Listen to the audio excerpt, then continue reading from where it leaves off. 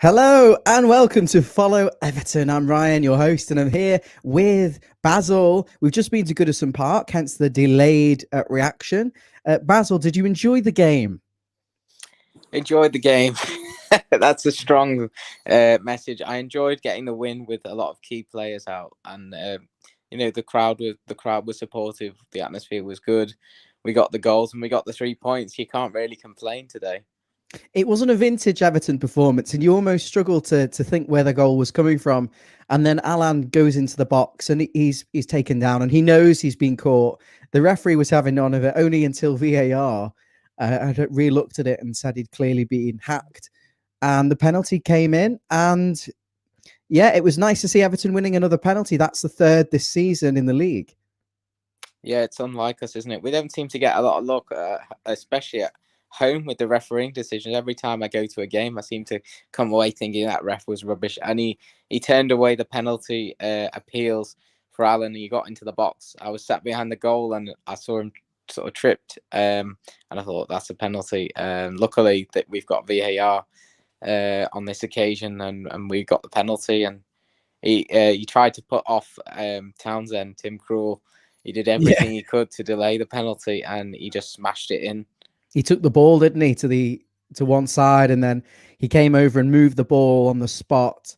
And then he said something to him, and Townsend, we weren't expecting him to take the penalty, were we? But he dispatched it well enough, shall we say. Obviously, if the keeper doesn't move, he probably will save it. But it's good at Townsend. He seems like he's got the leadership qualities, and he's taking some responsibility there with that penalty.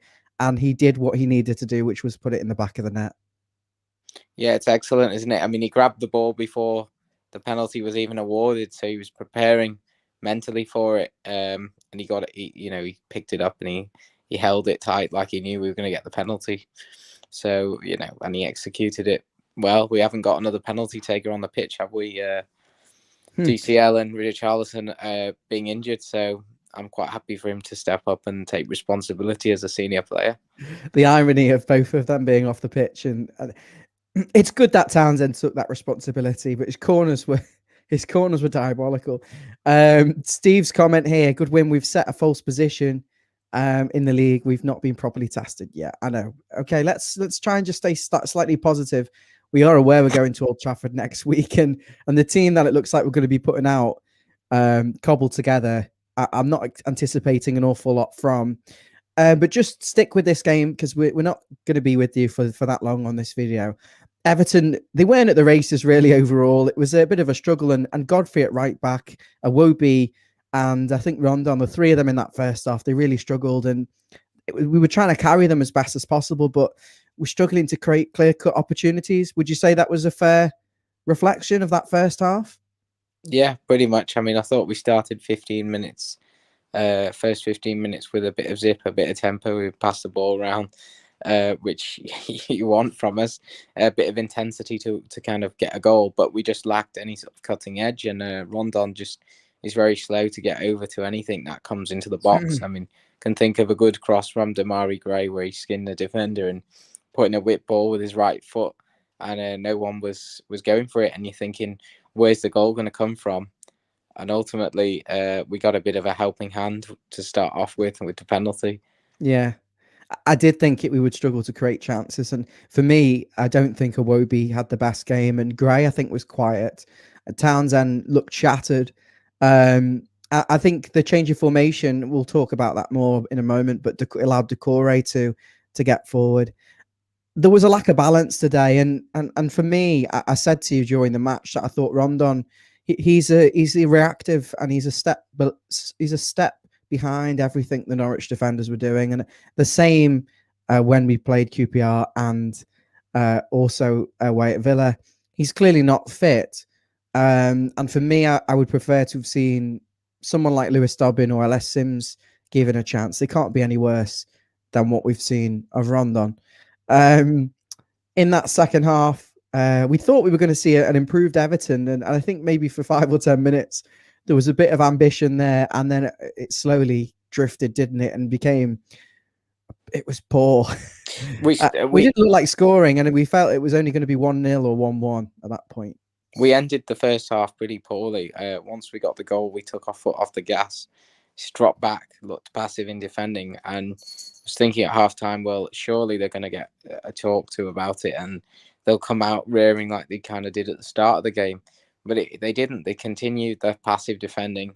They backed off. They let Norwich pass the ball around. We were just lucky that Norwich are just really poor in terms of anything really end product wise. The crossings overhit, the passing can go wild. The shooting's not the best. So we're just lucky really that it wasn't a better opposition for that, because you can be punished for moments like that. They were exhausted, weren't they, in fairness?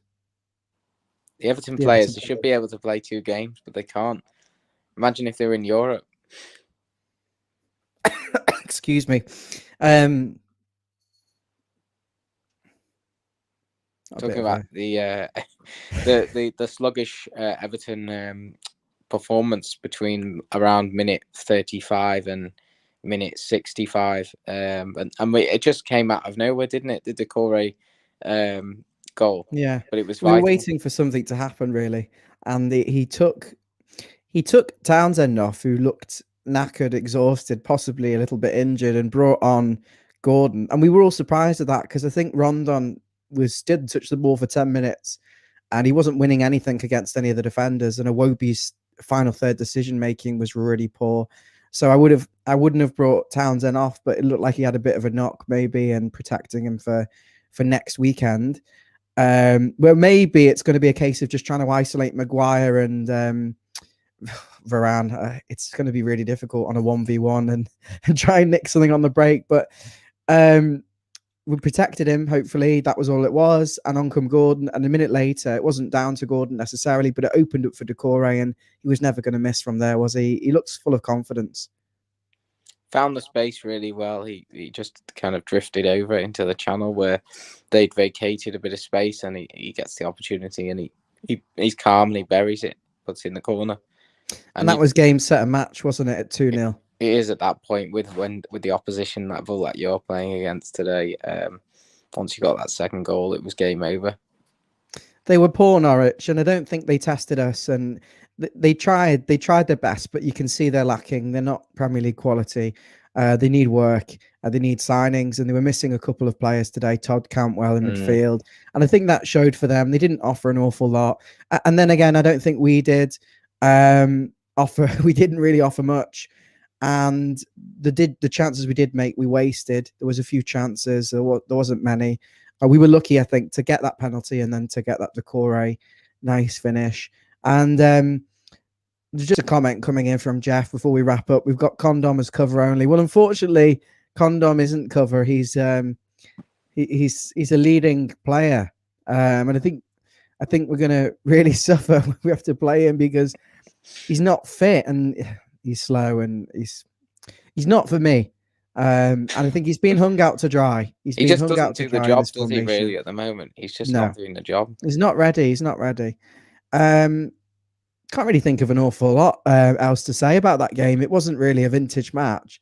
There wasn't an awful lot of quality. I think at times we passed the ball quite well, and little triangles, and I just think we're lacking maybe that fullback there on the right hand side to provide a bit of extra width, or another striker you think has got the beating of the Norwich players or contest them. I think Rondon's just a body.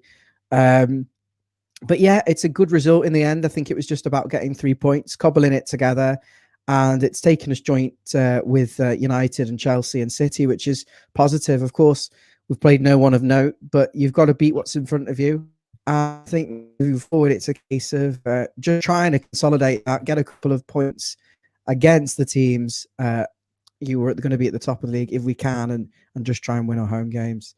It's just going to be a big ask against Man U, isn't it? We've just got to see who's coming back from injury. Yeah, it was a must-win game, and with the players out, you couldn't have asked for an easier game to sort of play than a home game against a side who haven't had a point all season. And we got the job done.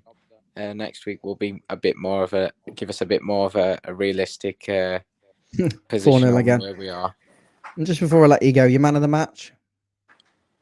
Man of the match. I mean, there was no real outstanding candidates, but Decore had a great game.